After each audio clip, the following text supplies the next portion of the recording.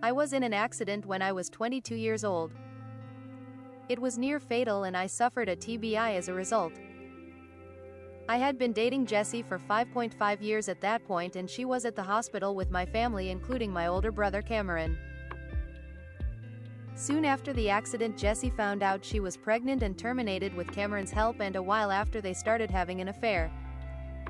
My sister caught them and she forced them to tell me when I recovered enough. Jessie confessed eventually, but she acted like we were going to work through it. I made it clear it would never happen, and I told her I never wanted to see her again and I wouldn't be going back to our place ever again. Cameron tried to shame me for that, but I kicked him out and refused to see him. Our sister let him know he was dead to me and I'd never forgive him for it. For a while he let me work on recovery, but he tried to make amends or whatever. But I rejected it, and then I found out him and Jessie were together and expecting a baby. The whole thing made recovery so much worse, and my sister was honestly the best support and only person I fully trusted through it all. My parents wanted me to work things out with Cameron and Jessie. They wanted us to be a family, and I just couldn't deal with them trying to force me into that after the way I'd been treated. My sister had to be my advocate at times when I couldn't do it myself. I'm back to normal now, but had a health scare last year in the run-up to my wedding. It was stress-related. Cameron found out the health scare in April and he asked our sister for my contact details. She refused to give them, so he started showing up at her house until he caught me and my wife there.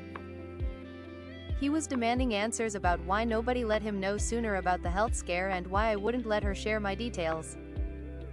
He said we needed to put this to bed once and for all and get closure. I told him I needed no closure, and because he was digging in his heels I decided to tell him to fuck off one more time for good measure. He told me him and Jessie both need my forgiveness and they need me in their lives because their kids ask questions and it sucks not having answers. I told him I'll never forgive them, never let them back into my life, and fuck him for putting his kids' questions on anyone but him and Jessie. And I told him I'll never give him the comfort of closure.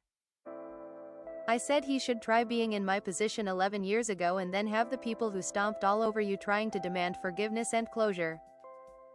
I told him to get over himself. My sister had to call the police to make him leave.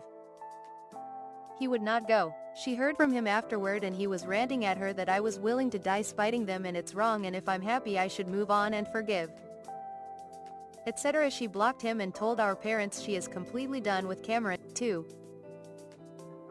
They're so upset over what happened and they asked me if there was nothing that could be done to make me forgive.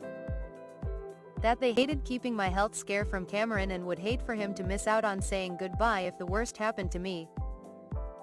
I told them he should have thought about that before everything. They begged me to be more loving. The following story. Hello all, I am 24, have an older sister who I'll call Sarah F. 25, who recently had an engagement end up going south and flopping. Some context, Sarah was dating this man she had met online through cousins and family friends from overseas. They had never actually met in person and were only dating for around 9 or 10 months virtually before he proposed to her and they got engaged. Ridiculous, I know, reading it typed out really illustrates how stupid the whole scenario was. Anyways, off the bat I was very skeptical and voiced my concerns to our parents and Sarah herself. But I was always met with, "You don't know what's going on," or, "She's an adult who can make her own choices." I tried to be more understanding. I spoke with friends and coworkers removed from the situation and they all agreed it sounded crazy, so I know it wasn't just me. It came to a major head right before Sarah had left overseas to get married following their short engagement. She was at my apartment, and I tried one last-ditch effort to get her to reconsider at least the marriage part of their relationship and to wait out to better get to know each other after meeting. But she was adamant and basically telling me to F off and to not interfere in her life. The encounter ended with her storming out after calling me a narcissistic asshole after I asked her if someone she's known for not even a full year is more important than her sibling she's known her whole life. I was of course extremely upset at this, but after being alone with my thoughts for the few days after that encounter, I effectively gave up and removed my Sarah from my mind as someone I genuinely care for and want to always protect. Why would I want to do so for a person who was so quick to throw me away at the drop of a hat for someone who effectively was a stranger? Weeks pass and Sarah and my family travel out for the wedding overseas. I obviously didn't go with them. Apparently, a day before the wedding, the curtain was unveiled and the love of her life turned out to be disgustingly fat and ugly scammer who had been getting money from my sister for wedding preparation and other things. He had basically fabricated everything regarding his life and made himself look much better than what he actually was, and he used my sister for money. Sarah finally realized this and called things off after he apparently hadn't booked anything for the actual wedding, venue, catering, etc. and had just pocketed a majority if not all of the money for his own personal stuff, which she had found out a day before the actual wedding date. I learned about this the day before the wedding was called off from our mother over the phone, and the next day, I receive a call from Sarah wanting to talk to me. Sarah said she loves and misses me, and that she was being manipulated. I effectively told her that I don't care, and she can keep her problems to herself because I no longer have any space or sympathy for her in my life anymore following how she treated me and what she said before she left. The conversation quickly ended after that. It's been radio silence between us since then, but recently, I had an argument with our mother about having Sarah part of my upcoming birthday celebration, dinner. My mom wants Sarah to be there, but I clearly told her I didn't want to see her or have anything to do with her. Her argument on why she should be included was that she suffered enough emotionally following the disaster of the wedding and that I should forgive her and just move past it. I told our mother that while she is free to do whatever she wants in regards to Sarah, I do not have to follow what she would like to do, and that regardless of what she went through. That does not minimize the pain that I experienced after feeling like I was disregarded like trash.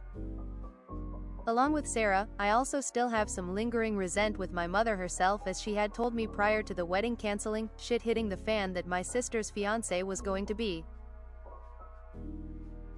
another one of her children after their marriage, and that she wasn't going to be put in a scenario where she was picking between her children, and that if I didn't want to be a part of the family, then that was my choice and I didn't have to be involved closely with the family for things like holidays or events, which again, made me feel terrible. How could a mother choose to equate an effective stranger to one of her own actual children?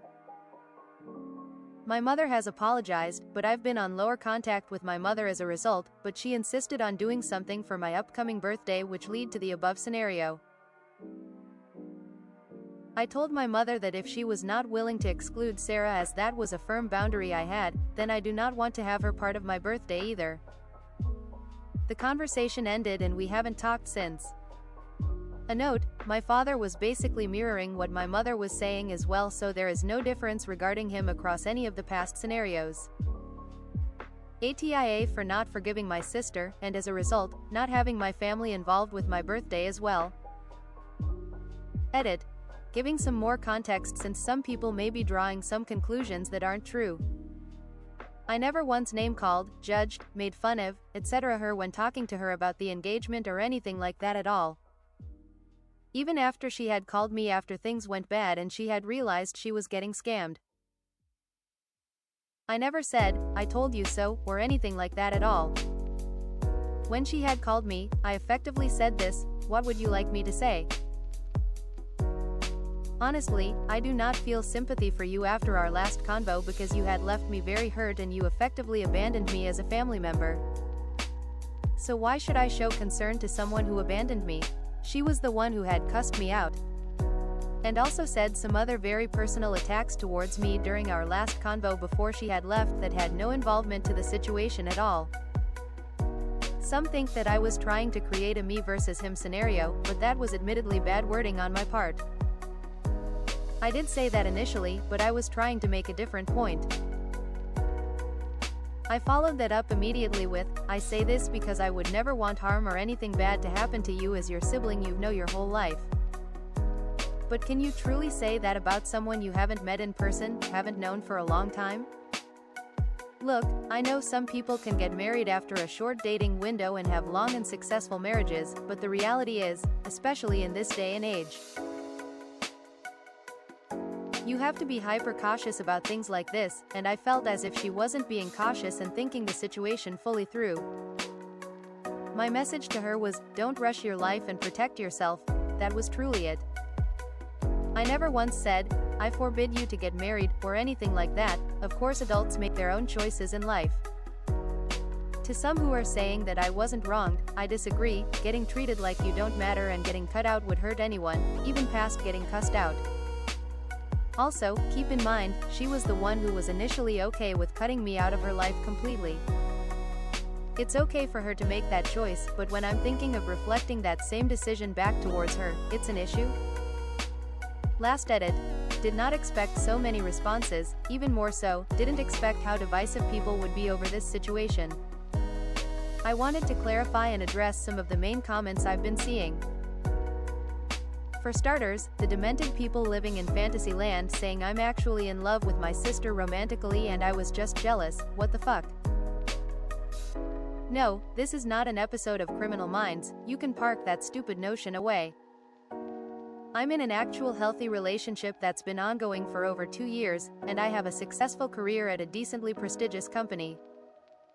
I have nothing to be dis, whereas I mostly got, you're smart, you can figure it out, or toughen up. Was I the golden child when I had to figure out how to pay for college while my sister had her tuition paid for her to not even finish college, so it was a waste? Was I the golden child when I got an old, barely functioning hand-me-down car while she got a new car? Was I the golden child when I was denied braces, but she got them cause her dental issues were worse, even though we had the same dental issues? Was I the golden child when I had to suffer in extreme summer heat while she got an industrial-sized AC installed in her room while I got nothing? Also, the people acting like I'm a misogynistic person are so chronically online. I was trying to caution her because I know all the awful shit that can happen to women. To those trying to push that misogyny rhetoric, it's so tired and trite, while being misplaced entirely. Thanks for watching, come back again.